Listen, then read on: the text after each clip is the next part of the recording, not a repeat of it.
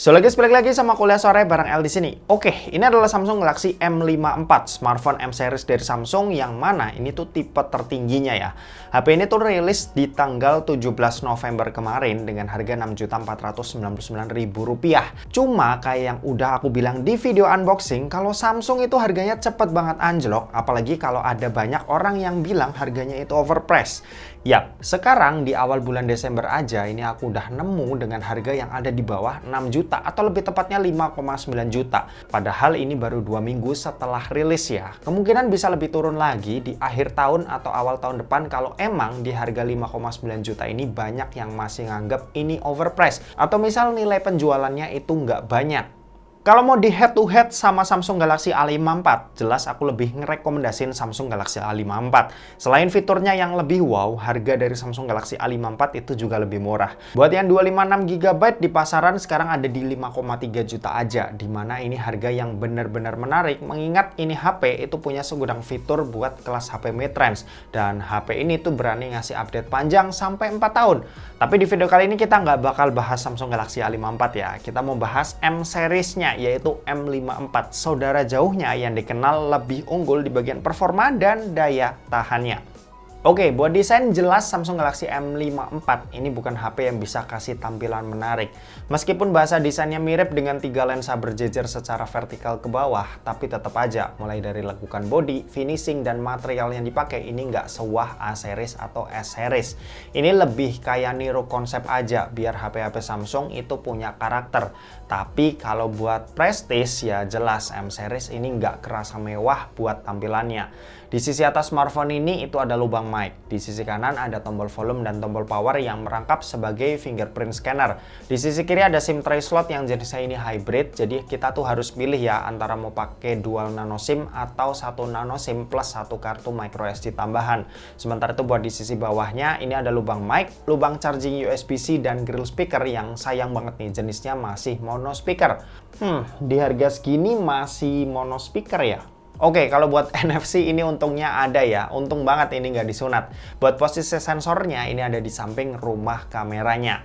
Lanjut kalau buat layar, panel yang dipakai ini Super AMOLED Plus, resolusinya Full HD Plus dengan luas layar yang ada di 6,7 inci. Buat layar ini tampilannya udah cakep, gambarnya enak buat dilihat, ditambah ini besar juga ukuran layarnya, jadi tuh makin puas lah, apalagi kalau dipakai buat nonton. Buat refresh rate ini juga udah 120 Hz yang buat dipakai scrolling-scrolling ini berasa nyaman. Dan layarnya ini udah ada proteksi Corning Gorilla Glass 5 yang paling nggak udah lumayan lah bisa ngelindungin. Meski nggak 100% juga ya, tetap wajib buat pakein screen protector tambahan yang sayangnya ini nggak dikasih Samsung di paket pembeliannya.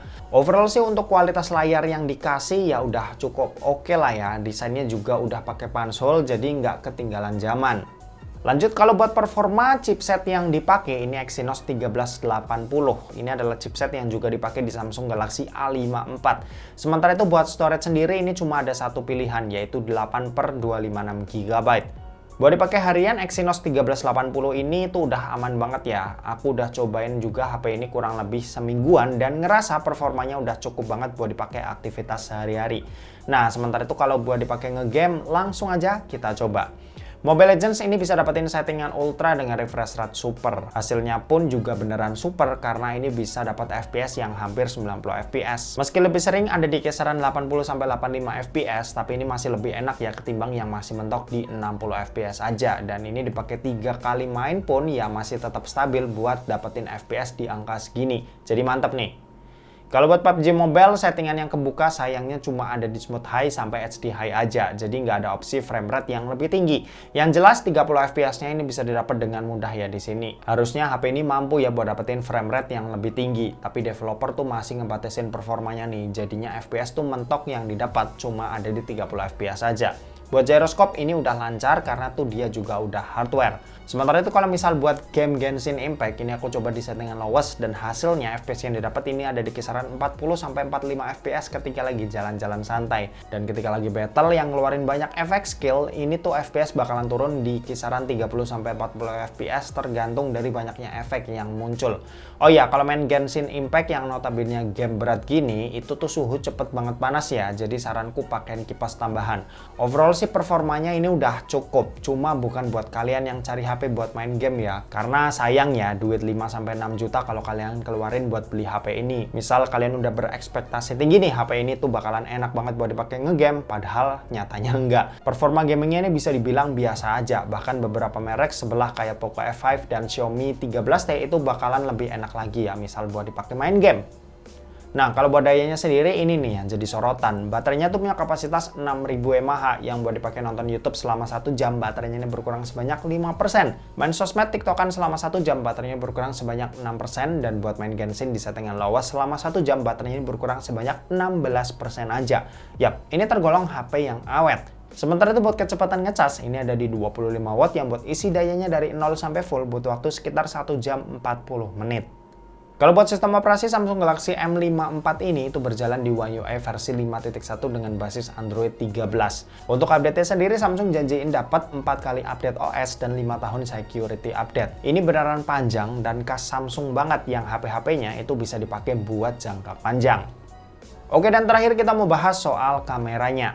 Jadi buat kamera Samsung Galaxy M54 ini itu dibekali dengan setup triple kamera. Ada kamera utama yang punya resolusi 108 megapiksel dengan adanya OIS. Terus ada kamera ultrawide yang punya resolusi 8 megapiksel dan kamera makro yang resolusinya ini 2 megapiksel. Sementara itu buat kamera di bagian depannya ini resolusinya 32 megapiksel. Buat hasilnya dia masih bagus dan untungnya karakter kamera utama dan ultrawide itu nggak beda jauh ya kayak kebanyakan HP mid-range lain. Jadi ini tuh masih bisa kita andelin banget buat kamera ultrawide-nya. Buat detailnya ini aku juga suka ya, saturasinya tuh khas Samsung banget yang sedikit diboost dari objek asli meski nggak terlalu lebay. Dynamic range ini juga luas dan overall gambarnya itu masih bisa dibilang kategori yang bagus. Nah sisanya kalian bisa cek aja dari hasil foto-foto dan video berikut ini.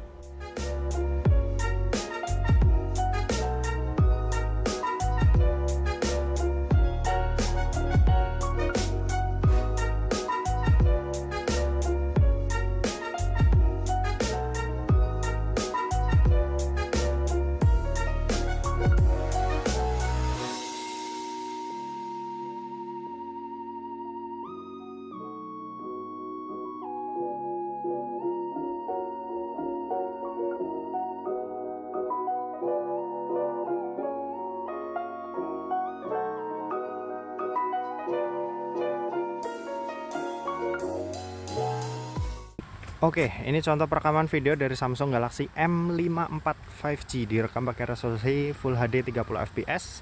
Di sini kita bisa langsung pindah-pindah lensa. Contohnya ini lensa kamera utamanya ya. Terus, nah ini pindah ke ultrawide 0,5 kali hasilnya seperti ini. Di sini juga ada mode super steady. Nanti kita bakal bandingin saat dia belum pakai kayak sekarang ini sama udah pakai tuh perbandingannya kayak gimana. Nah ini kita balik lagi ke kamera utamanya, hasilnya seperti ini. Sekarang kita coba super steady-nya ya. Nah ini super steady-nya udah aktif, hasilnya seperti ini. Sesuaiin aja sama kebutuhan, kalau misal banyak gerak mending dipakai aja, cuma resikonya ya ini cropping. Tapi kalau misal kalian nggak banyak gerak, nggak usah dipakai juga nggak apa-apa. Ini buat Full HD 60 fps dari Samsung Galaxy M54 5G. Dia nggak ada opsi buat pindah ke ultrawide ya. Jadi cuma kamera utama aja. Hasilnya seperti ini. Ini lagi dibuat jalan santai. Jam berapa nih? Jam 9 pagi. Kalau ini buat 4K 30 fps, dia juga nggak bisa pindah-pindah lensa, jadi cuma di lensa utama aja. Hasilnya seperti ini, nanti bakal dikompres ya ke Full HD 30 fps. Kita cuma ngelihat kestabilan gambarnya aja, kalau misal rekam video 4K itu stabil atau enggak. Yang jelas kalau 4K ya detailnya pasti lebih bagus sih daripada yang Full HD gitu. Oke, ini contoh perekaman video kamera depannya direkam pakai resolusi Full HD 30 fps. Yang ngebedain si M53 ini sama M34 itu ada di perekaman kamera depannya, dimana kalau M53 ini tuh dia bisa ngerekam di resolusi Full HD 60 fps juga sama 4K 30 fps. Kalau misal si M34 itu kamera depannya cuma di Full HD 30 fps. Ya, hasilnya seperti ini. Bisa kalian lihat sendiri. Ini yang Full HD 30. Sambil kita pakai jalan coba. Nah, ini yang Full HD 60 fps, cuma nanti bakal dikompres. Kita mau ngelihat kestabilan gambarnya aja kayak gimana. Kalau misal dipakai ngevlog seperti ini. Yang jelas kalau 60 fps lebih smooth ya, karena frame rate-nya lebih tinggi. Jadi kalau misal kalian mau edit slow-mo masih bisa. Tapi kestabilannya kalian yang nilai, karena aku belum lihat hasil akhirnya. Oke, kalau ini buat 4K 30 fps-nya hasilnya seperti ini. Kita coba sambil pakai jalan buat lihat kestabilannya juga ya. Langitnya bagus, biru. Dynamic range-nya oke sih buat videonya, mantap. Oke, kesimpulannya Samsung Galaxy M54 5G ini tuh bukan HP yang jelek sih sebenarnya. Ya, tapi jujur dengan harganya yang sekarang itu aku tuh bakal lebih pilih Samsung Galaxy A54. Bukan tanpa alasan, A54 tuh bisa ngasih lebih banyak fitur ya, misal fingerprint dalam layar, fitur anti air, stereo speaker, desain lebih ganteng juga, dan yang pastinya harga di pasaran itu jauh lebih murah. Ya, tinggal tunggu waktu aja sih sampai Samsung Galaxy M54 ini itu turun harga. Paling enggak bisa lebih murah lah dari Samsung Galaxy A54 yang 256GB. Yang di pasaran sekarang itu ada di harga 5,3 jutaan. Dan oke, mungkin segitu aja buat video kali ini. Terima kasih buat yang udah nonton video ini. Jangan lupa buat like, komen, dan share juga ke teman-teman kalian supaya teman-teman kalian mendapatkan informasi yang bermanfaat dari kuliah sore. Oke, terima kasih buat yang udah nonton video ini sampai habis dan sampai jumpa di kuliah selanjutnya. Bye-bye.